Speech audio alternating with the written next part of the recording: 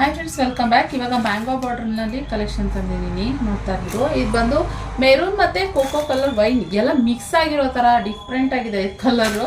So ಈ ಥರ ಬರುತ್ತೆ. ಹಾಗೆ ಕ್ಲಾತ್ ಬಂದು ಪ್ರೀಮಿಯಂ ಕ್ಲಾತಲ್ಲಿ ಬರುತ್ತೆ. ಮ್ಯಾಂಗೋ ಬಾರ್ಡರ್ ಏನಿದೆ ದೊಡ್ಡದಾಗಿ ಬರುತ್ತೆ ನೋಡಿ, ಈ ಥರ ಬರುತ್ತೆ.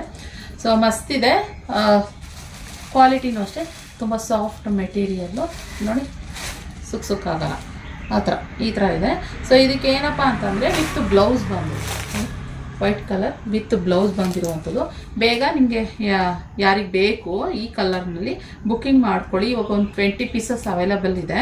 ಸೊ ಆದ್ದರಿಂದ ಹಾಗೆ ಇದ್ರ ಪಲ್ಲು ನೋಡೋದಾದರೆ ಸೇಮ್ ಪ್ಯೂರ್ ಕ್ರೇಪಲ್ಲಿ ಯಾವ ಥರ ಬರುತ್ತೋ ಪಲ್ಲು ಅದೇ ಥರನೇ ಬರುತ್ತೆ ಕಾನ್ಸೆಪ್ಟಲ್ಲಿ.